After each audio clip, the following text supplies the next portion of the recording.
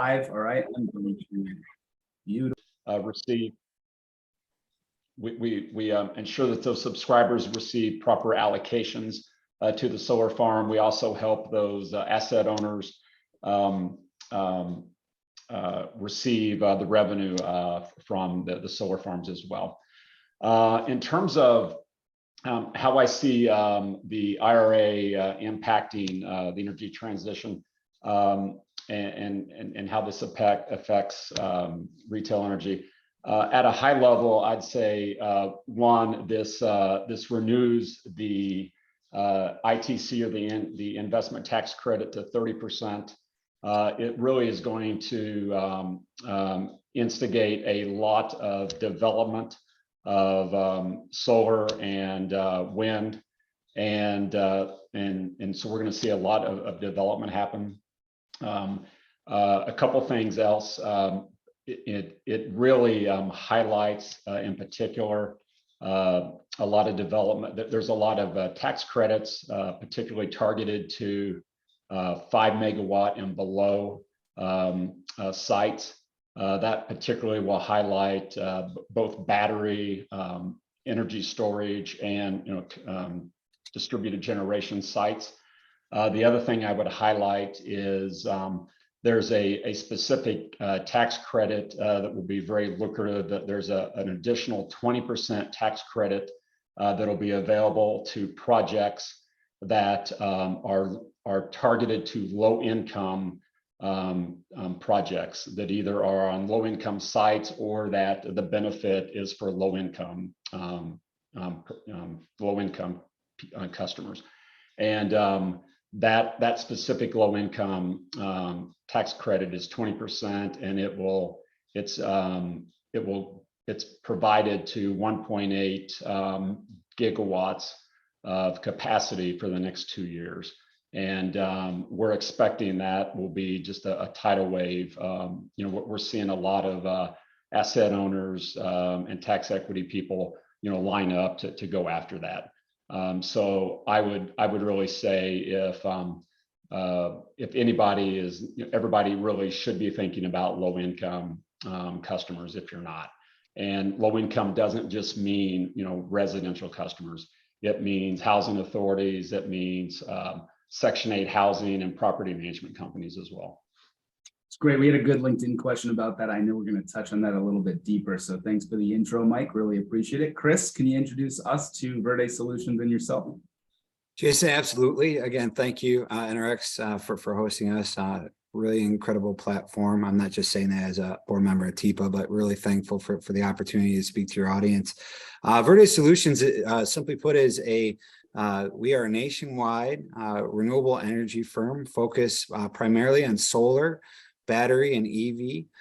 We've done projects now in 48 states, and we're really unique because we have our own construction teams in-house. We do engineering in-house.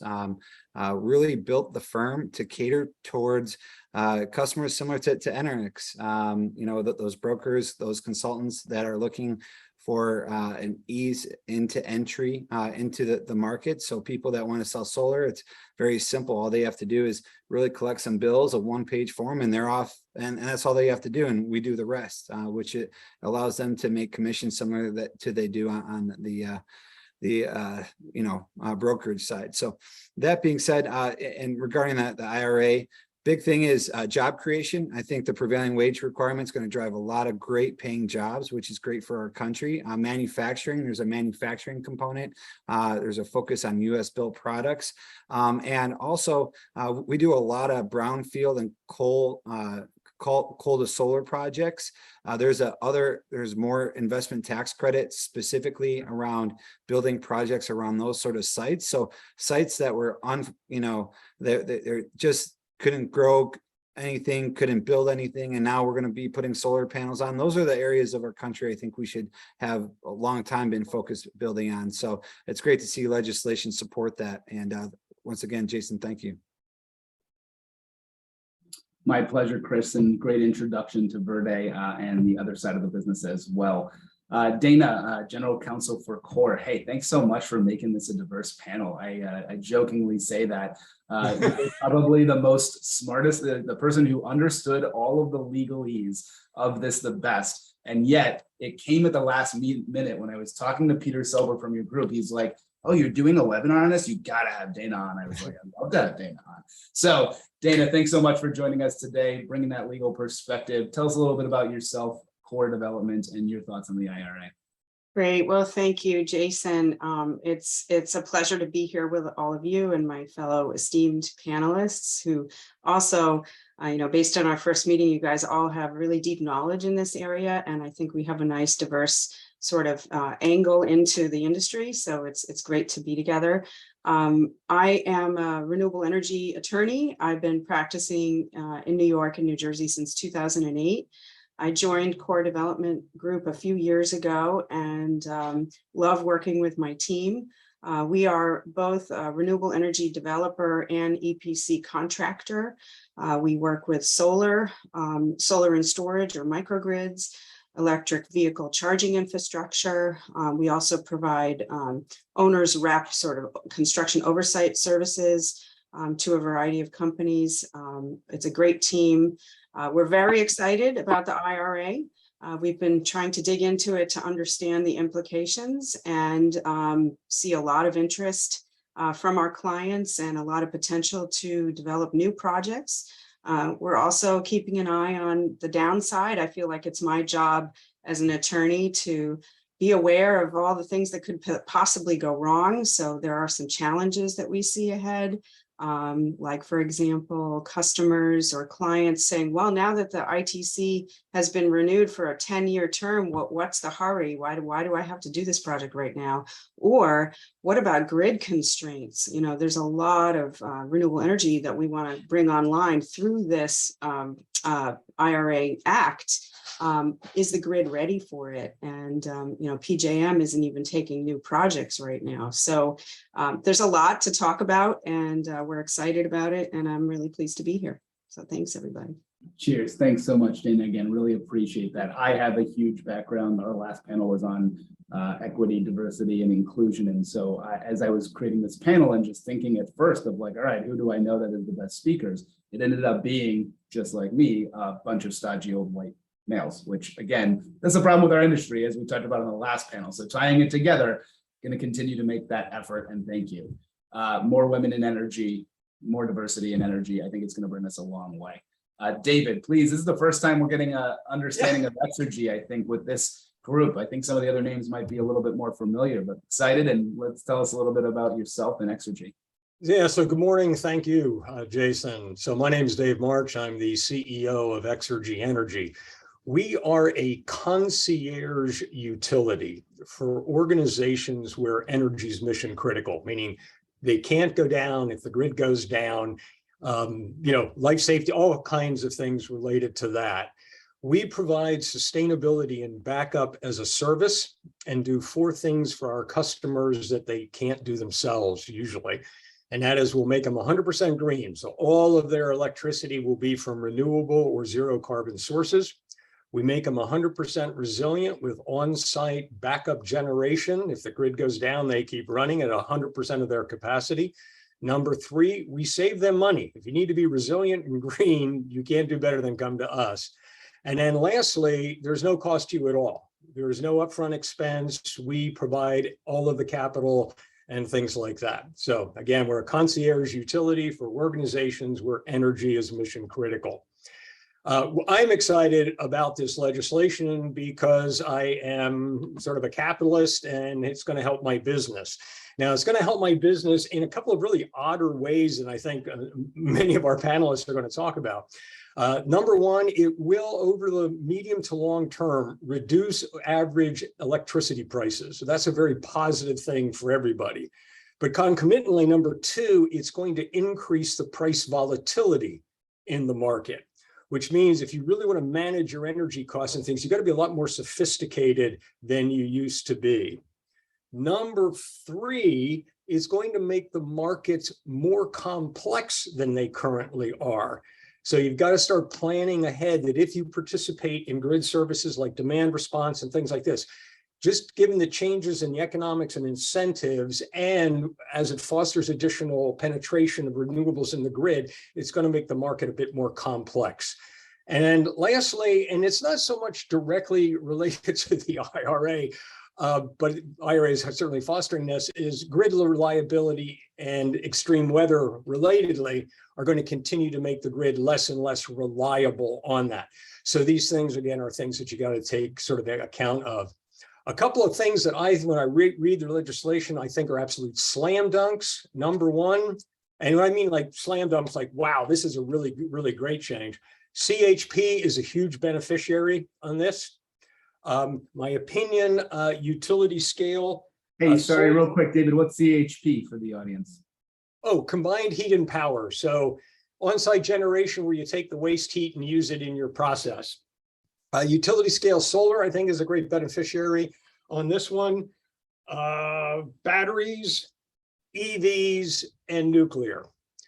The rest, to me, is a little bit of the mixed bag, as I think Dana was alluding to. There's some, some other challenges because we're changing some business models and things that I think people are underestimating.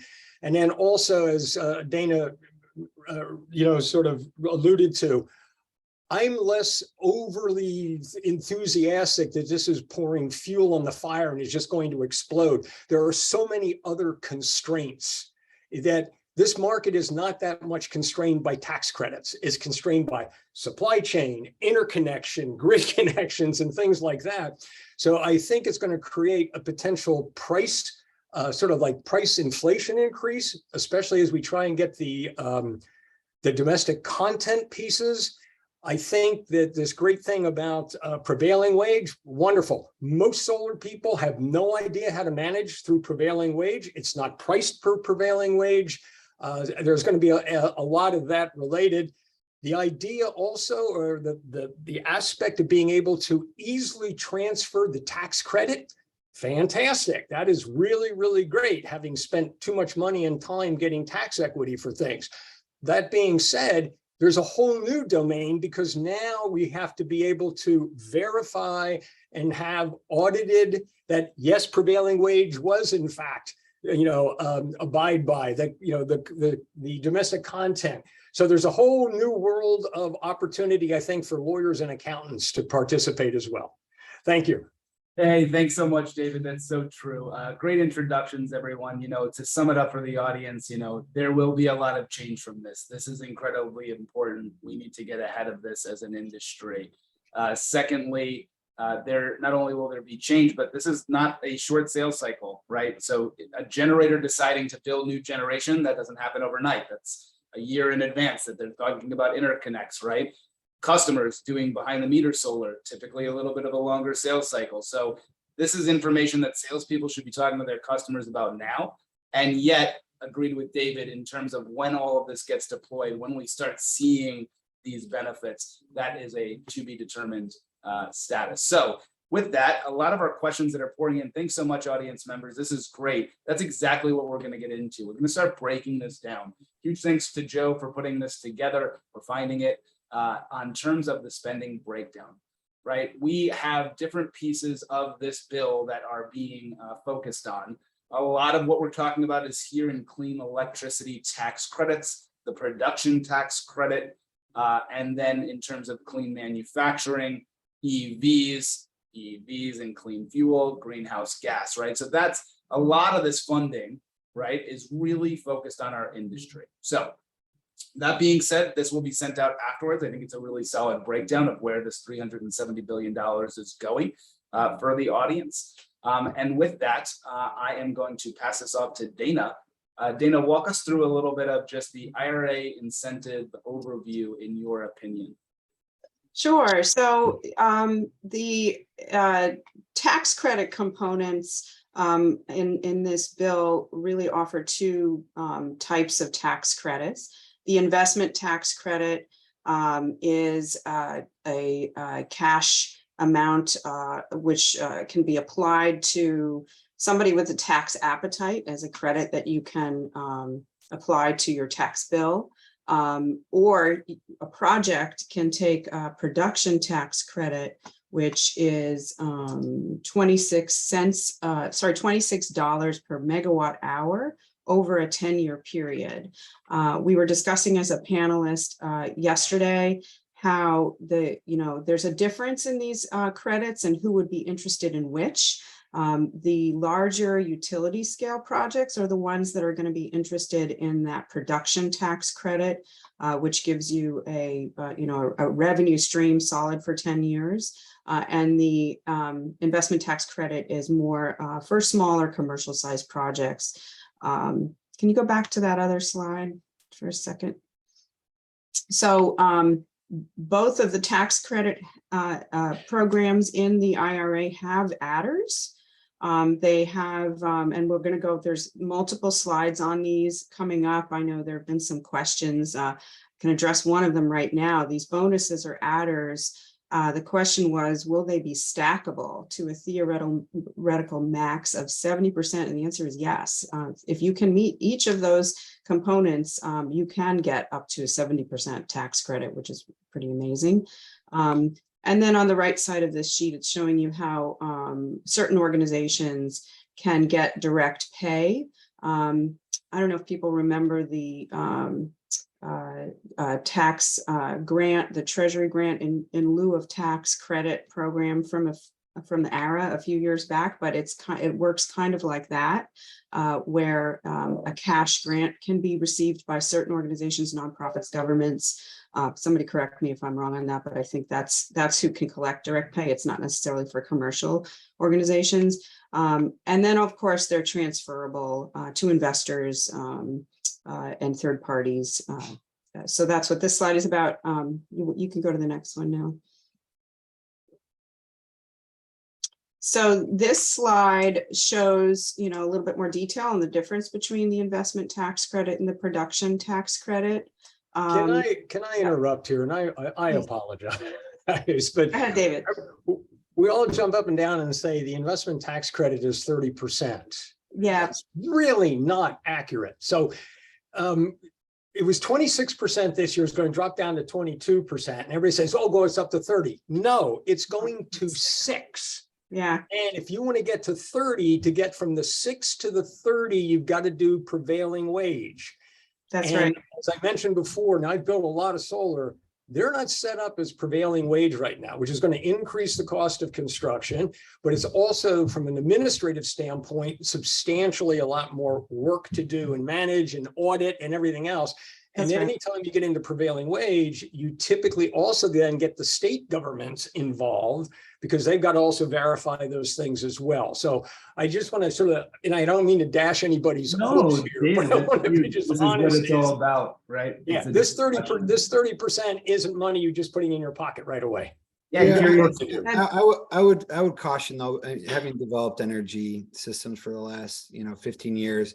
Those established firms are well aware of how prevailing wage works. Most of the projects that we do are prevailing wage, especially anything related to schools or colleges or municipalities. We've had to pay prevailing wage for a very long time. So I think those that are established in the business and know how the individual state and reporting requirements are needed are going to be well suited to really excel in this sort of market. So but I understand where you're coming from, David. There's a lot of, mas and pas that have never had to, especially in states that are traditionally red state. It depends on the state market completely. But Chris, to your point, I think that's great, is already established, which tends to be larger national firms that have had lots of projects in prevailing wage, have that administration and infrastructure, but that gives them a competitive advantage that didn't exist before, especially for C&I stuff. So again, from a competitive dynamic for solar developers and EPCs and things,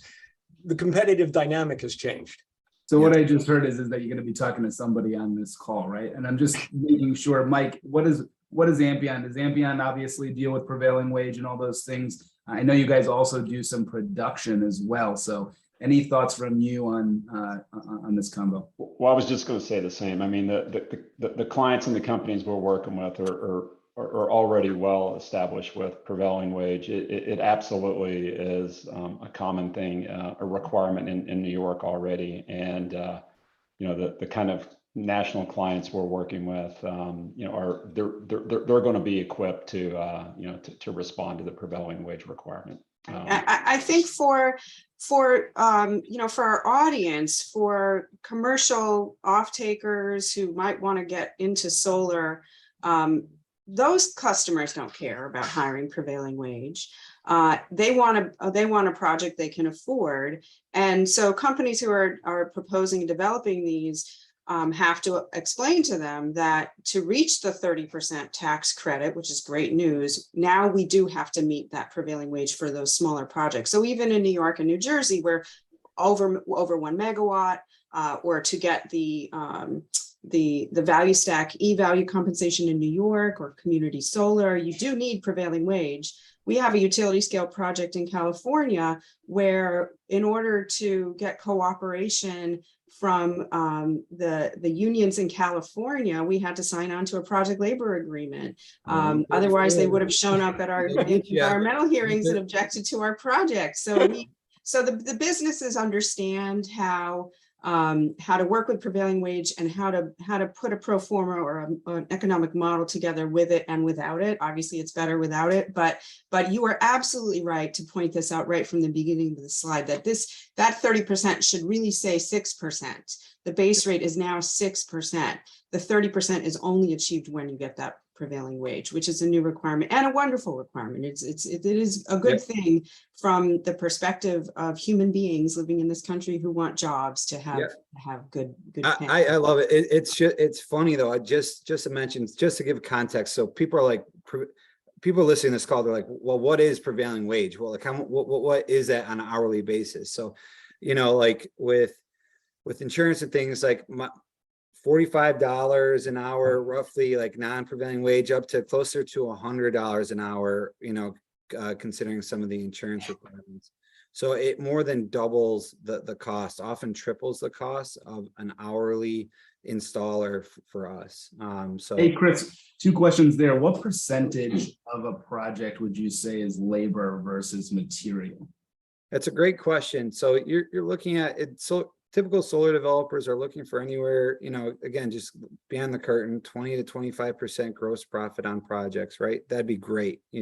Bigger projects make less profit, but so you're looking at, usually with the prevailing wage requirement, you're at about 50%. Labor is going to be the major component.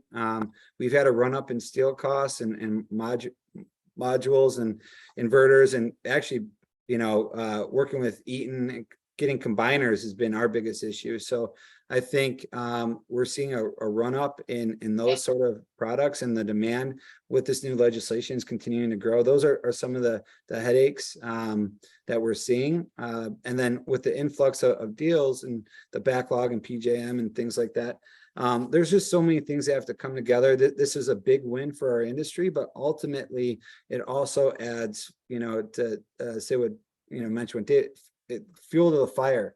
And now, a lot of these other problems are really going to show themselves. It's just by working with a competent partner that's transparent, as and the solutions that Mike has as an alternative to putting on-site solar makes a lot of sense for a lot of people. And we work with Mike on projects where it just doesn't work out. So I think there's an opportunity for everybody to really take advantage of this legislation. Great info, Chris. While we're on the subject of prevailing wage, Dana, real quick, is there an under 1 megawatt hour? Is there no prevailing wage requirement? Yeah, so the note up here does say that for projects over a megawatt is where the prevailing wage comes in. So I think that means that under a megawatt it isn't there, but does somebody else know for sure? Yeah, but then there's going to be state things like in Illinois, for example. In New York, it is. Yeah, anything above 25 kW has to be prevailing wage. So it's going to be very state specific. To give you guys an idea, yeah, that's like a really large house. Right. So, 1 megawatt is bigger.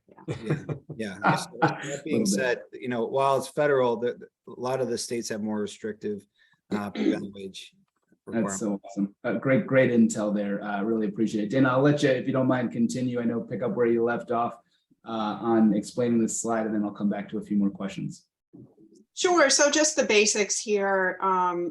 There is a time period if you begin construction before 22 or will be placed in service in 22 or later.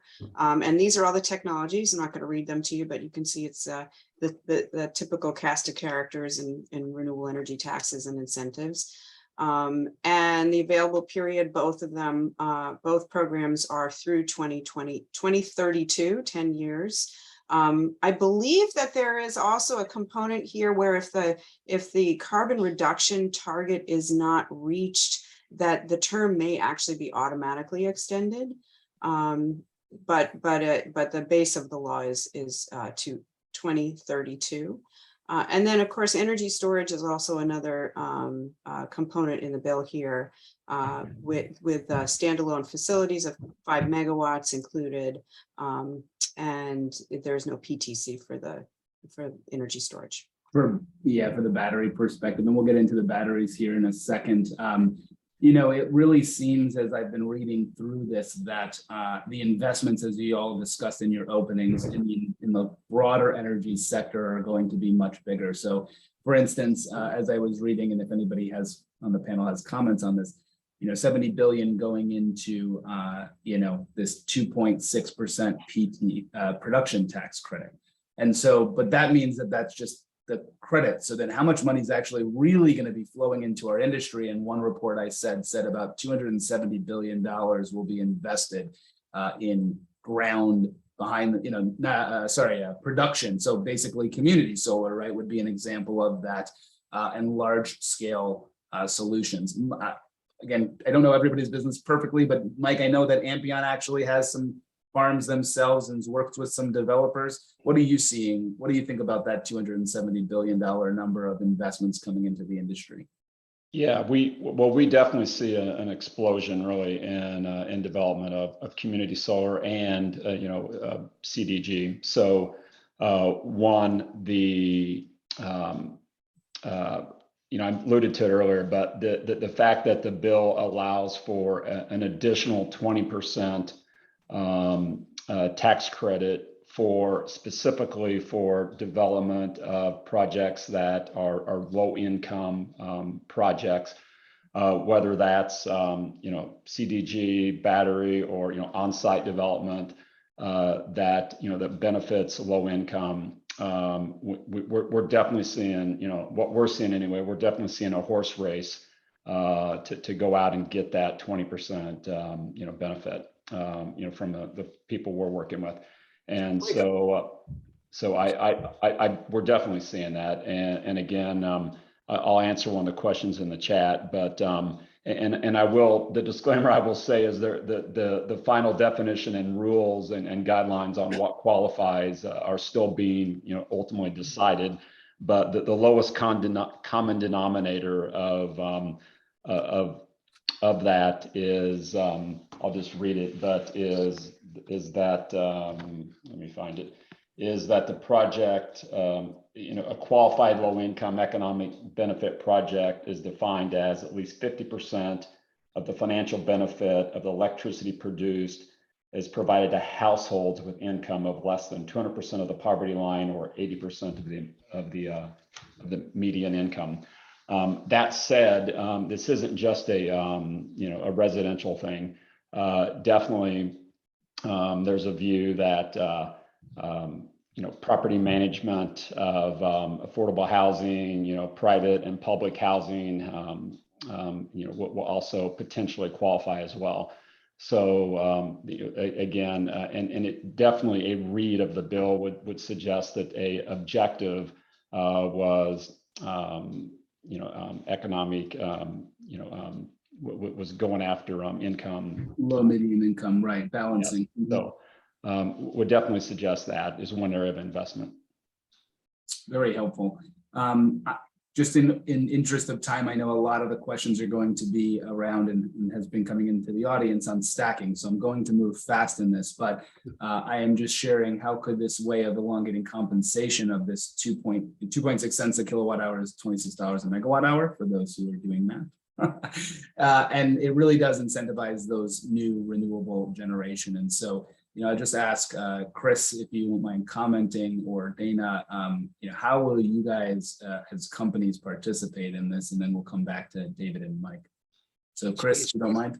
Jason, it is honestly the most amazing. This is, it's fantastic. I'm super passionate about renewables, sustainability. I have 4 kids, 10 and under. I'm a professor. I teach this stuff and I geek out about it. So if I'm grinning, it's because it is right now, you're not even selling anymore. The way that these things stack up. So you've got your federal incentives. Right now, we're just talking about federal incentives. You got federal, then you've got state, and then a lot of times you have utility incentives. All right, just on the old incentives alone that were available, we're proposing a $5 million project with $5.8 million in incentives before the energy savings. If you can't sell $800,000 in, proceeds, granted, some of those are paid via cash back rebate. Some of those are, at the time are experienced through dollar for dollar cost reduction in your federal taxes. But like getting financing for that and getting banks educated on understanding that is 100% been our biggest issue. Programs like CPACE and to kind of round out the question is, these investors, Blackstone's, Bank of America, Credit Suisse, they are like, it's risk off in the equity markets. If you guys haven't seen, just pull up CNBC or Reuters right now. It's risk off. They're dumping into any sort of safety asset, and people see renewables anytime it's backed by federal or state legislation as a safety zone. So these funds are opening up huge credit lines for established firms like Core and Verde to actually build these projects and pull risk capital out of this just because they want that flow. They want it so bad, they're opening up their book so that we will put deals through them, And so where you had, even with rising interest rates, it used to be around 8% cap and then 7% cap.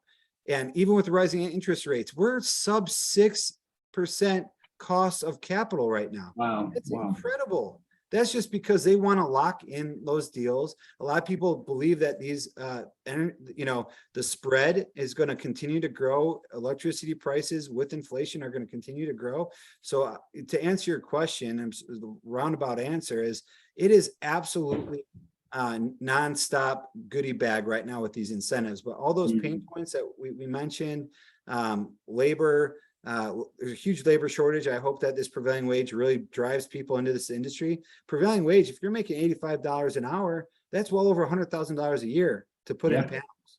I mean, that's going to drive a change of skilled workers, which is something our country has needed for a long time. So I'm excited about it. Not to get, No, this is awesome. I love when somebody geeks out just like I do as well. So it's awesome, Chris. And I will share that, I believe that there's a lot of questions that will come in around, all right, well, what happens then in terms of grid reliability and what California is dealing with duck curves. We can get to that at a later date, but right now it's the focus is that correct. This is going to drive a ton of investment in this space.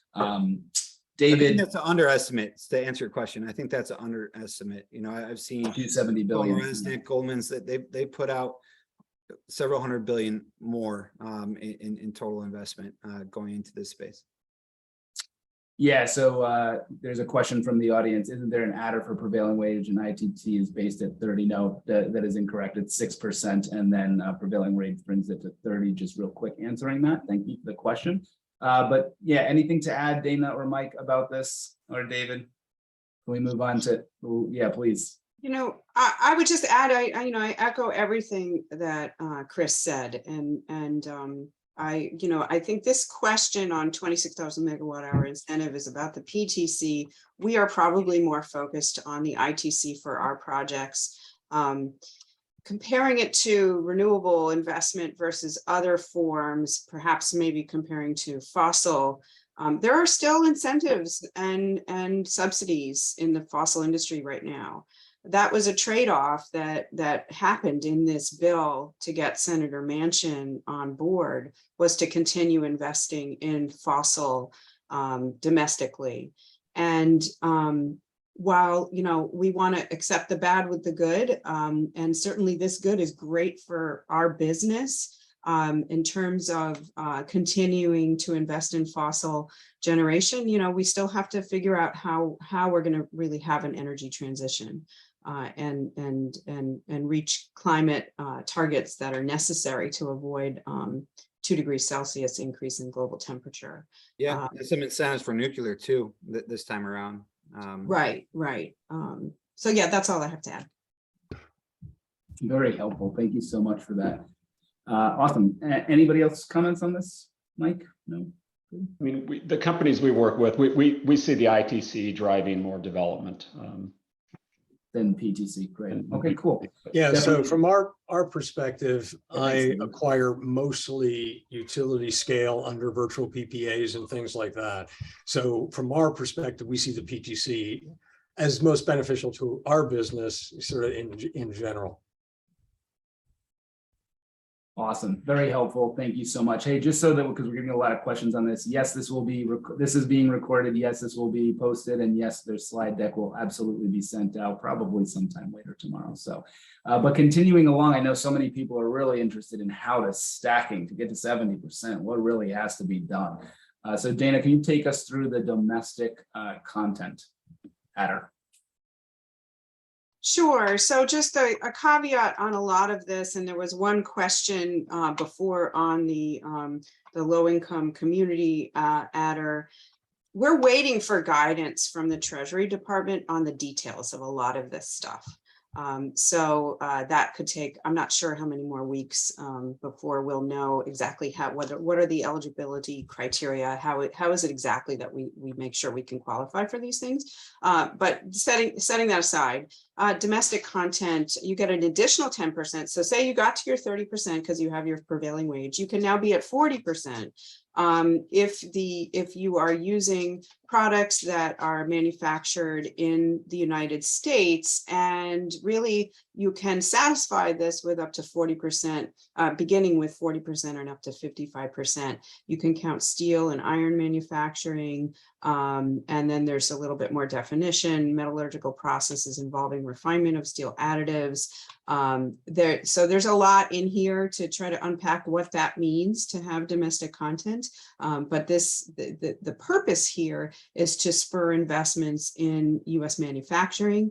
You guys might remember the dispute or the panic that we all suffered several months ago when there was a Department of Commerce response to a petitioner, a U.S. manufacturer, on whether or not there were implications from foreign trade and requiring purchases locally.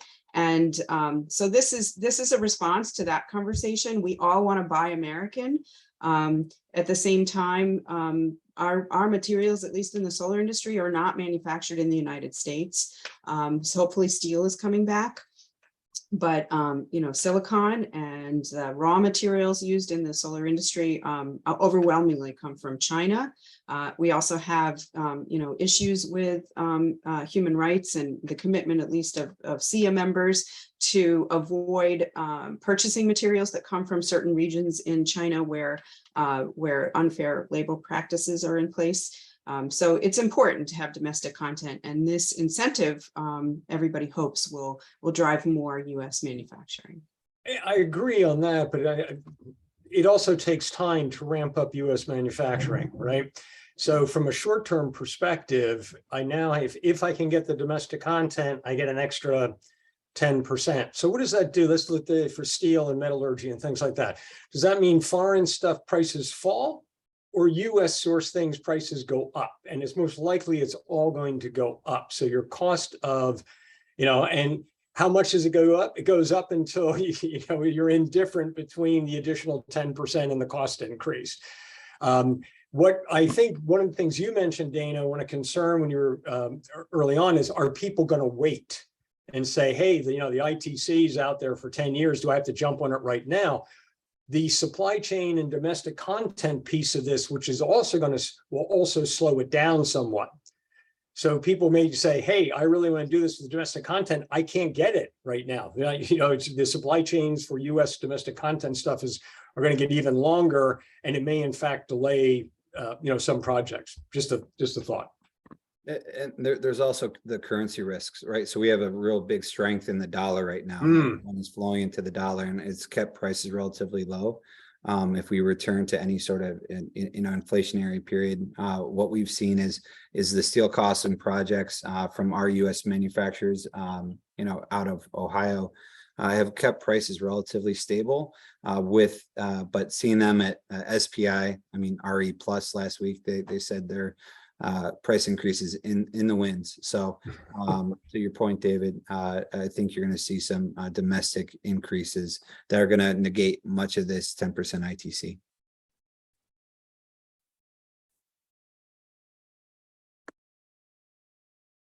You're on mute, Jason. Thank you so much. Oh, good reminder, man. I appreciate that. Any other comments on this slide as we continue on this stacking discussion? Because I know there's some questions about some of these other adders. Great. Continuing to move on to number 2. And by the way, Dana, love this idea of the battery and continuing to increase the incentive. There is a question out there about stacking in general and how we get up to 30%. So we will continue to get there. But the next one is for the energy communities. Can you give an explanation of this one? Sure. So this targets things like brownfield sites or former coal mines. Areas with employment or tax revenue relating to coal or gas development where there's unemployment, above average unemployment. So it's both targeting sites that are typically more expensive to develop, as well as communities where the people living in that community would have more of a benefit from the project. And so that's all good stuff. We actually do look for brownfield opportunities. You hear the term, brownfield to bright field sometimes, often doing a community solar project on a capped landfill or other kind of brownfield site that really can't be developed in other ways is a great use of the space and a great response to some of us in the industry here objection when we want to develop a solar 5 megawatt community solar project on a greenfield property. There's often local objections to putting solar panels on grassy fields or cutting down trees in forested areas to have that capacity. So targeting these kinds of sites for those reasons is a benefit. Any other comments on this one specifically, Mike, on the community side of things? Is this something that Ampion does, participates in, feels like that there is a way to do this with clients? Well, we're not a developer, but our developers and asset owners, that provide community solar, certainly develop sites, in many locations. Yeah, Mike, I got a 50 megawatt coal to solar in Southern Illinois when you talk about, so. That'd be great. There you go. Need some I would also add that some states are like New York's new solar roadmap and 10 gigawatt goal really focuses on LMI, low and moderate income populations. And I know that's going to come up in the next slide, but it's related here as well too, that increasingly you're seeing both from the federal bill here and on the state side, more trying to direct the investments into certain areas where it's deemed to be more favorable to have a project built. Do you think this helps pencil out some community solar projects that have been kind of waiting on the sideline and trying to figure out if this is going to, when this bill is going to be passed and everything like that? Do you think this really helps pencil or moves the needle on some of these community solar projects? Yeah, I think each of these adders, whichever ones you can get, to Chris's point earlier, it's kind of hard to make an argument that it doesn't help to have all this additional money investing in. Yeah, sometimes though it's like a pencil, right? Like penciling, and when we say penciling in the terms of solar, especially behind the meter, we're talking about penciling in the fact of like how many years of payback, right? it always pencils, but maybe it's 50 years in payback, and then a customer's like, Right. it might not be worth it. So Yeah, I Um, have how do you see that example of how this bill changed one of my clients recently? So they were stalled out and they were just waiting for the state recs to come back in for community solar. But with the new ITC and adders, they're going to move forward, knowing that they're going to receive a, like worst case scenario, they still have a return on their investment just with the federal incentives. It's not this like home run with the community solar, but they're still going to move forward in hopes that they can retroactively achieve those community solar recs. So therefore, you now have developments moving forward, to your point, Jason, that we're sitting on the sidelines, just waiting for the combination of those recs to hit. I'm curious, and I haven't run any numbers, if a lot of community solar are larger projects, so they would have, and given their economics, have the option also doing PTC rather than the ITC.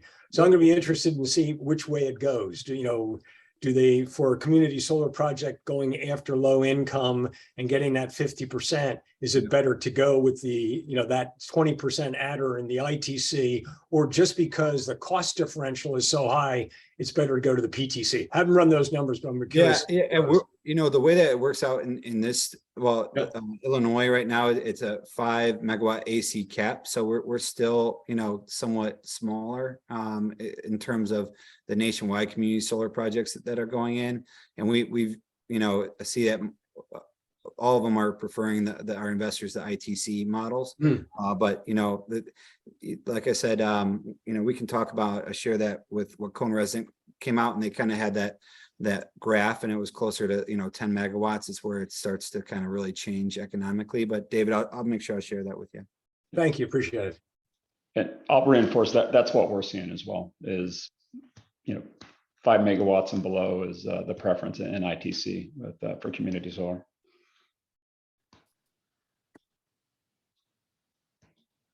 Great discussion as always. And the third in the stacking is the one that I think we're getting the most questions on. So this low and moderate income. And so I'm going to actually turn, if you don't mind, Dana, to Mike. I know Mike had a lot of comments on this one. Want to walk us through? Sure. And I've already kind of alluded to this a bit as well. And this is Dana's slide, but there is an additional 20% adder for low-income communities. It can be achieved really two ways. One is if there is development in a low-income community, or there's a 20% adder if the project is benefiting a low-income customer. And again, some of the requirements are still to be determined. How a low-income customer is defined. As I mentioned before, the lowest common denominator, if you will, is a individually metered residential customer that meets certain poverty or certain median income requirements. Definitely does seem to be the intention of that. There is some interpretation that residential customers that are part of an affordable housing unit or other kind of public or private housing that's affordable housing might also qualify as well. What I can say is we are absolutely seeing, back to your question, Jason, of is this going to make projects pencil? We anyway are absolutely seeing a lot of demand for this, and I would say the answer is yes. And I think also in states that maybe previously were not huge for community solar. So I think that's what I would say is we're going to see a lot of capacity built, I think, for community solar, specifically going after this low income, 20% ITC adder. You And speaking about the duck curve and just on, issues with reliability and such, does that really create any terms of like reliability issues for those areas, or no, because it's really pumping into an overall grid that the grid is balancing, and it's not like these low income areas are going to be affected by that?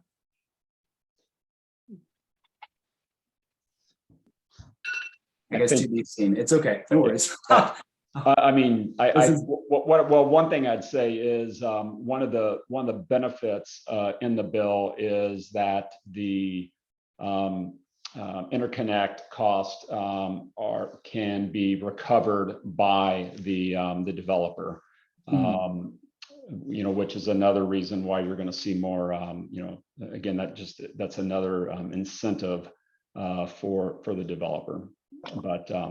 But yeah, I think that still will be, I think the interconnect and the transmit, what you're bringing up and reliability will still be, something to overcome. Yeah, that the putting the interconnection into the basis, the ITC basis is huge. Never was available before.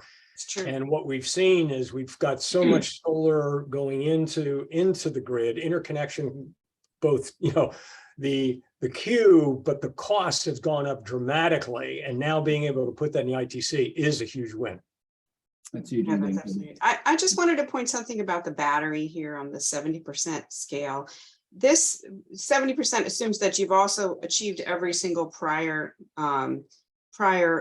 stack, and that's not necessary. So if you, for example, you get your 10% from your low income and you get your 30% because it's prevailing wage, then you're going to be at 40%. You don't have to also be on a brownfield in an energy community or have domestic content. So each of these separate adders can be mixed and matched. You don't have. It doesn't have to be. In other words, it doesn't have to be stacked in order. Exactly. Just so that the audience programs and can be stacked appropriately. But this is how you get to 70. Very helpful, Dana. Super appreciated.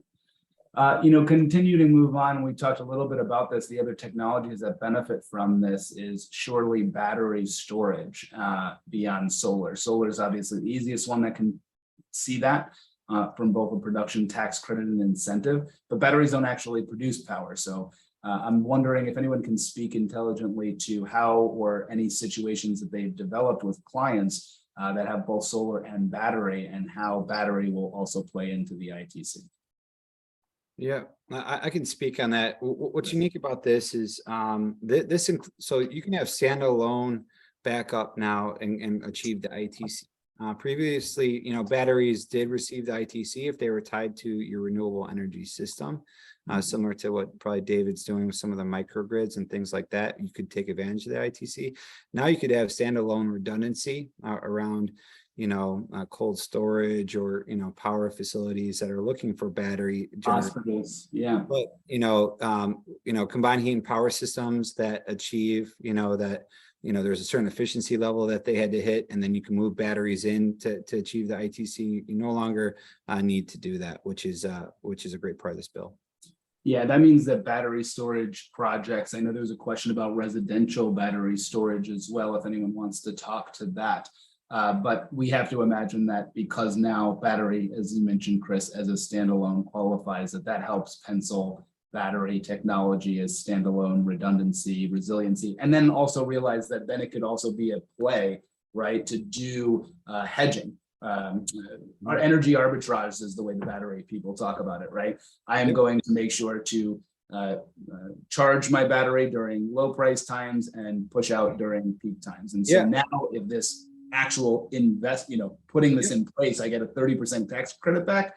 That might make it pencil a heck of a lot faster. Yeah, there's already clients calling us. We have a residential firm called RX Sun that really keeps our installers busy, and we have an office in Fort Myers. Everyone's doing good down there. But to answer the question that came out, is ITC is on that total amount.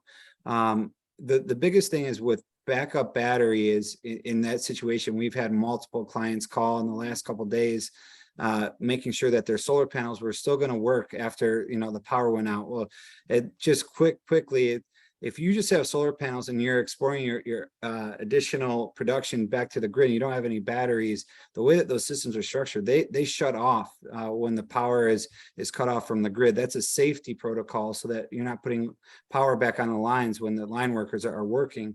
Unless you have battery storage, all our clients that just put solar panels, and we explain this in the sales process, they just wanted to call, I think, and as they're waiting, but they don't have power right now. If they have solar panels, they don't have a battery, they do not have power. So I think the whole creating a microgrid at your home is going to be a huge issue, and this ITC does help. It helps in another area, especially for my customers. So my customers can't go down, right? So they have backup generators, things like that. The ones with really high-tech manufacturing really need a ride-through system. So if the grid just immediately falls out, they can't go dark at all until the backup generators come up. The battery to hold them up never had an ITC to it, right? And it always made it so much more expensive, but it's so valuable to have, not only for ride-through, but for just power quality management and things like that, especially if you got solar in that installation as well. So this is going to foster a lot more battery applications than just ESS standard storage, but ride through, and power batteries are going to benefit a lot from this as well. Awesome. Great comments here. I know we're running a little short on time. We're going to run a little over today. It's a really great topic. Hope the panelists are okay with that. 10 minutes here. But EVs, next topic, one of those other technologies that can superly, highly benefit from this act. And so Dana, you want to walk us through what you know about EVs? Yes, sure. So the tax credits primarily are focused on the purchasing of vehicles here. So my business, what we do is we do design and install electric vehicle charging infrastructure. So that second bullet is the one that is a great sales pitch for us to go and talk to our customers about how we can get a credit, tax credit up to $100,000 per charging unit. Right now, there are several states and utilities that also have similarly generous incentives prior to the IRA. But this is exciting because now this would be federally applicable. The other bullets here, whether it's the commercial vehicles or individual passenger vehicles, this is just great news for anybody out there who wants to buy an EV to get that tax credit. The problem, I think, and maybe some others on the call can speak to this better, is just the supply chain and delays in manufacturing electric vehicles. How long, if I were to go to my car dealer today and say, okay, I've got this tax credit now, I'm ready to buy an EV. Am I waiting a year? I mean, how long is it going to take to get these cars? And I've heard that anecdotally, but I actually haven't gone to the dealer to ask, so I don't know. It might take a while. There's a secondary piece of this. What's missing from the slide is that 7,500 does not apply to all EVs. There is a price cap. So this is really focused on driving EVs to, I'll say, more mainstream middle America than the Tesla S or something like that. That's great, especially the 4,000 for a used vehicle. Absolutely fantastic. Is that new, David, by the way? Is the 4,000 for a used That's brand new. That's a big one, obviously, because now there's a resale value. And I've always said that that's one of the biggest issues, with vehicles. So that's interesting. And then what is the price cap? Is it 50, 40,000? I think. Dana, do you remember? I think it's 40,000. Yeah, it's somewhere in that ballpark. I don't remember the exact cap, but it definitely is those mid-range, lower range cost electric vehicles. But this is going to have an interesting. That's a Tesla 3. That's and they even list the not car Tesla brands. 3 even now. No, not even in that. Oh my goodness. All right. So we need the very base model, but yeah, I don't think so. Now, if it's not $7,500, is it something less than that then for those, or how does that work? Or there's no tax credit for over 40 grand. Correct. Wow. Okay. In this legislation anyway. But what's going to do is, as we drive more and more EVs to, that other part of the population, that's going to put additional strain on EV charging infrastructure, because those people are going to be less likely to have the opportunity to charge at a variety of places where we typically see these things, right? So it's going to put more stress, my opinion, on the grid during the evening. And we're already seeing, issues there, especially in California. that residential, energy infrastructure isn't really handled for a lot of EVs charging at one time.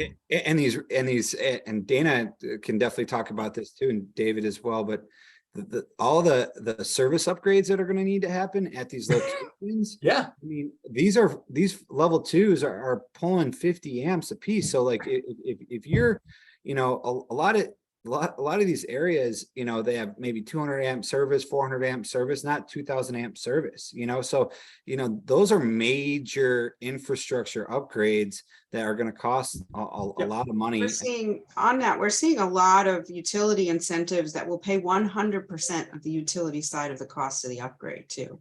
So nice. But the utility side of the upgrade. It's a rate base anyway. So curious though, and just kind of touching on this, I've heard a lot about buses, right? Like buses going electric. And so this is real, sorry, it sometimes does that. This clean commercial vehicle, right? Huge. That's really what that's talking about, right? It's talking about fleets of vehicles. And then it's saying that there's a $40,000 tax credit per each bus. Is that what I'm hearing? The way I read it, and you look at somebody like Bluebird Buses, which makes, I think one of the largest school bus manufacturers, they have really doubled down with Cummins and doing electric buses. So yeah, this really changes the economics there. I'm sure trucks are looking at this too, with some of the new trucks coming out as well. So that's what it means really by this commercial vehicle, medium heavy duty. So I'd have to assume. Any other panelists have any comments on that? well, just municipalities too are very interested in this because they are, as they look at their own municipal level climate targets, local transportation is this helps it to become low hanging fruit. And diesel buses average like 6 miles to the gallon. It's the best kind of place to start to reduce emissions is with bus fleets. Wow, that's awesome. Great content. And just another thing that I know, not to get into geopolitics, but a lot of people will throw out there, well, why isn't China joining us in the climate fight? And why are they doing so little? China leads the planet when it comes to electrifying fleets. They're way ahead of us on buses and trucks. So and solar installation, like it's not even close. Yeah, there's an interesting graphic that maybe, and Chris, I think maybe you can share this, but there's an interesting graphic about global, investment in this and how behind the US is. Having said that, this will change it dramatically over the next 10 years and what we're talking about here. So yeah, there will be additional resources shared with folks on the call beyond the slide deck. So panelists, if there's any other interesting things that have popped up you want to send me to include in that slide, by all means. So all right, we're going to spend 3 good minutes here, if you don't mind, Dana, just talking about the credit monetization. I know this is kind of like, all right, you get the 70%, you stack up your stuff. How do I get this money, right? What's the payment method and how this works, please? Sure. So the direct pay column, we're talking about the eligible beneficiary. It only applies to tax exempt entities, political subdivisions, public authorities like TVA and Indian tribes can receive direct pay of the tax credit, as opposed to applying it to their tax bill because they don't have a tax bill. The eligible project type credit for direct pay it does include manufacturing production credits, hydrogen, carbon capture, which is another really helpful. Those industries are expanding, and it's helpful to have that as a direct pay component. Placed in service after this year for the first 5 years of the project, and the money comes from the IRS. On transferring credits, the transferee, so you can have an unrelated entity that would get to receive that tax credit. And the eligibility for transferring is much broader, goes across the ITC, PTC, and all of these additional types of credits. The eligibility period must be elected no later than the due date for tax filing for the year the credit is claimed. And let's see, the last point there is the transferee payment would pay there would be a cash payment on that. So hopefully takes you through that slide.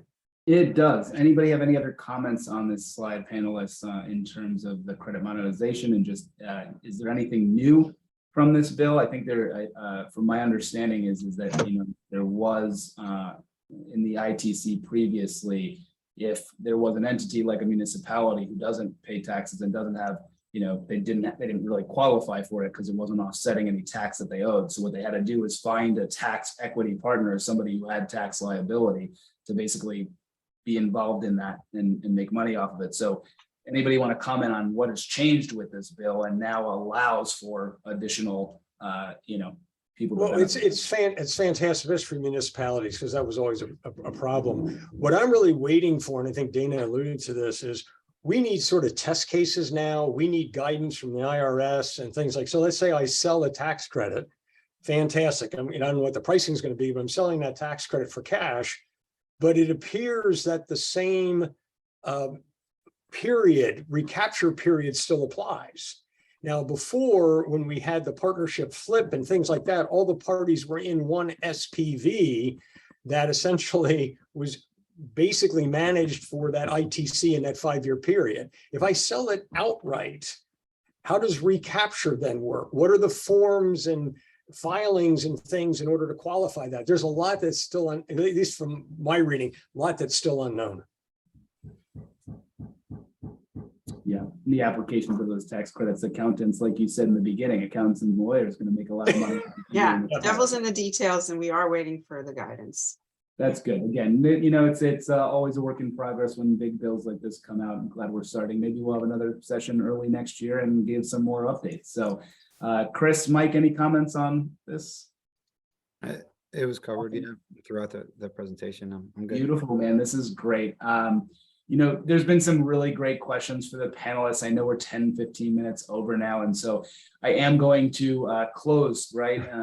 And by saying, first of all, thank you so much to the panelists of devoting your time, not only to the pre-calls, but to investigating information prior to this discussion.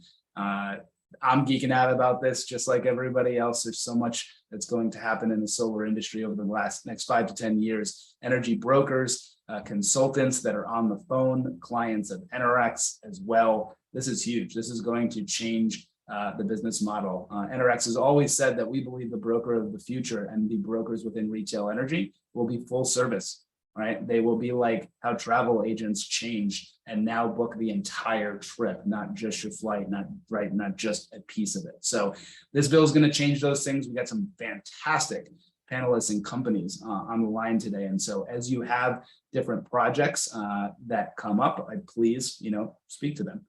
We did talk about battery a little bit. And this is the one question we didn't get to. Maybe we'll follow up next time. But in terms of the ESG, scope 1 and scope 2 and scope 3, actually, for companies that are trying to comply, back to the BlackRock situation, you can't get investment, right? If you're a company, if you don't meet ESG standards, how is this going to change those items? Again, it's going to make these projects pencil, and it's going to make carbon offset much more easier for some of these larger companies that are trying to comply with these ESG standards. So maybe in a future webinar, we will send out some additional resources.